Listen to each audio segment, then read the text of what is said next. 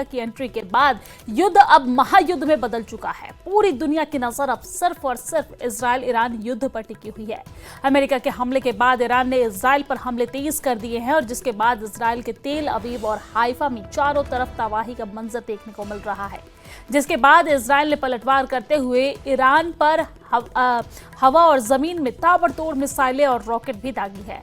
आपको जानकारी दे दें कि इजराइल के हमलों में अब तक 850 से ज्यादा ईरानी अपनी जान गंवा चुके हैं।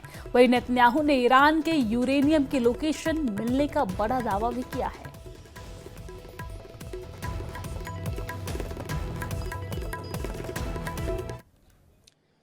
मैं इस वक्त हूँ इसराइल के टेल अवीव में और यहाँ पर इसराइल से अब भारत के नागरिकों को इंडियन एम्बेसी की तरफ से इवैक्यूएट किया जा रहा है। कल 162 लोगों को जॉर्डन से इवैक्यूएट किया गया और आज जॉर्डन से 182 लोगों को इवैक्यूएट किया जा रहा है और इजिप्ट से तकरीबन 90 लोगों को इवैक्यूएट किया जा रहा है। और आप देख सकते हैं यहाँ पे ये सारे इंडियन नेशनल्स हैं, यहाँ पहुँच चुके हैं और यहाँ से अब ये जो है इजिप्ट के रास्ते से जाएंगे। मैं दिखाने की कोशिश करूँगा। फिलहाल इनको यहाँ पे बंकर में रखा गया है। ये बंकर है, शेल्टर है यहाँ पे और इनको यहाँ पे रखा गया है। ये देखिए किस तरीके का शेल्टर यहाँ पे रहता है। ये इंडियन एम्बेसी की तरफ से अरेंजमेंट्स किए गए हैं और यहाँ बहुत नीचे जाके आप देख सकते हैं कि किस तरीके से इनकी सेफ्टी और सिक्योरिटी को इंश्योर किया जाता है।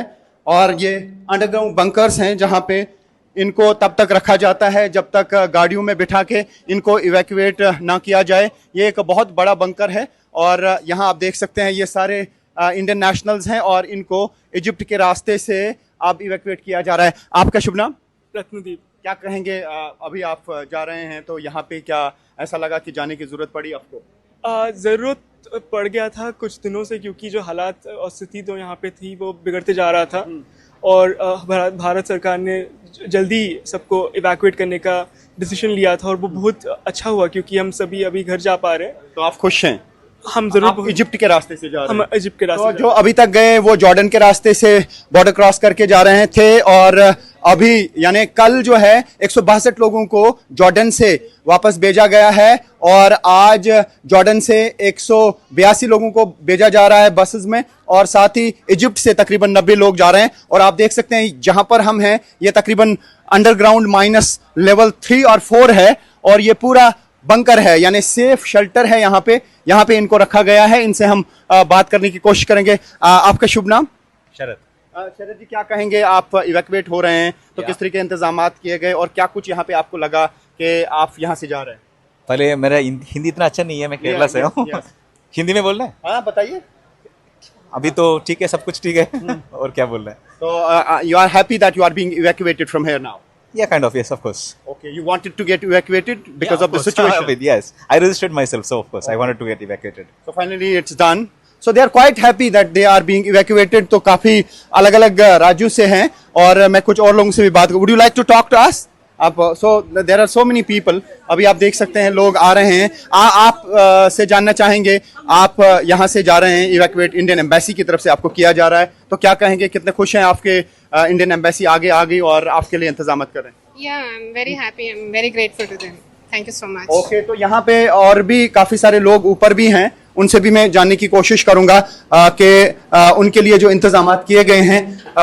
देखिए ये जो आप देख रहे हैं दिस इज ऑलमोस्ट लेवल 3 है ये और यहाँ से बाहर हम जाएंगे और उसके बाद मैं दिखाने की कोशिश करूंगा। यहाँ पे काफी सारे भारतीय नागरिक हैं जिनको अब इवैक्यूएट किया जा रहा है। देखिए पहले यहाँ पे ये जमा हो जाते हैं और उसके बाद इनको अंडरग्राउंड बंकर्स में लिया जाता है। यहाँ पे इनके डॉक्यूमेंट्स वगैरह जो है वो चेक किए जाते हैं और अगर अभी भी सायरन बजती है तो सबको फौरन अंडरग्राउंड बंकर में लिया जाएगा। ये आप देख सकते हैं ये इंडियन एम्बेसी के ऑफिशियल्स हैं, ये इनकी सारी फॉर्मेलिटीज यहाँ पे कंप्लीट करके आगे की तरफ बंकर में भेजते हैं। आपसे मैं जानना चाहूँगा यहाँ पे, excuse me, do you like to talk to me? कुछ लोग बात नहीं करना चाहते हैं क्योंकि अभी वो यहाँ पे फॉर्मेलिटीज कंप्लीट कर रहे हैं। लेकिन आप बताइए, आप कहाँ से हैं? सहारनपुर, यूपी, उत्तर प्रदेश। तो आपको अब इवैक्यूएट किया जा रहा है, यहाँ से आप निकाल रहे हैं, इंडियन एम्बेसी की तरफ से अरेंजमेंट्स किए गए हैं, क्या कहना चाहेंगे? बहुत बहुत धन्यवाद एम्बेसी का, इंडियन गवर्नमेंट का कि ऐसे टाइम पे आके आगे बढ़ के साथ देती है अपने नेशनल का और अपने लोगों का बहुत ध्यान रखती तो है। यहाँ पे लगा आपको कि यहाँ पे जाने की जरूरत है, जिस तरीके के हालात हैं, लगातार अटैक्स? मिसाइल गिरी है कहीं ना कहीं, मतलब सायरन बजी रहा है लगातार 10 दिन हो गए, तो तभी तो लोग जा रहे हैं। एम्बेसी ऐसे थोड़ी ना निकाल इतना पैसा खर्च आप करे। क्या काम करते हैं यहाँ पे? Post dog. अच्छा, ये यहाँ पे काम करते हैं और इसी तरीके से जितने भी लोग हैं वो यहाँ से अब जा रहे हैं। इसमें काफ़ी सारे स्टूडेंट्स हैं, काफ़ी सारे ऐसे लोग हैं जो यहाँ पे काम करते हैं, काफ़ी सारे लोग इंटर्नशिप अलग अलग जगहों पे करते थे। तो ऐसे में यहाँ पे अभी ये कहा जा सकता है कि बहुत जल्द जितने भी नागरिक हैं भारत के, उनको इसराइल से निकाला जा सकता है। हालांकि काफ़ी तादाद है इंडियन नेशनल्स की यहाँ पे। अब न सिर्फ जॉर्डन बल्कि इजिप्ट के रास्ते से भी निकाला जा रहा है। Rifat Abdullah, news 18, Israel. News 18 के साथ एक विशेष साक्षात्कार यानी कि इंटरव्यू में इजराइल के उप विदेश मंत्री शेरिन हास्केल ने कहा है कि ईरान सिर्फ इजराइल के लिए खतरा नहीं है बल्कि मानवता के लिए दुश्मन भी है। और क्या कुछ कहा, सुनिए। Israel's deputy foreign minister is with me right now. I would like to talk to her about the present situation. Thank you so much for giving us time. What's the present situation in Israel? Well, as you see, Iran has been sending its ballistic missile into civilian population. This is part of Iran's target. Now, what you see, and you heard the alarms also this morning, this is a reality of Israelis, everyday Israelis. What you hear now, there's going to be an alarm. We've just got a warning. We have less than 10 minutes to find a shelter before a rocket can hit this area. Iran is a threat on humanity. It's not just a threat on Israel. Israel's only the front line. We've been acting on the last minute before Iran could acquire nuclear weapons. Iran says it was initiated by Israel. Israel attacked and they are protecting their sovereignty. Your answer? Look, Iran has been deceiving the world for years now. It's been deceiving it in regards to its nuclear program, in regards to its ballistic missile But they program. say it is a civil nuclear program. Don't you believe that's a civil nuclear program?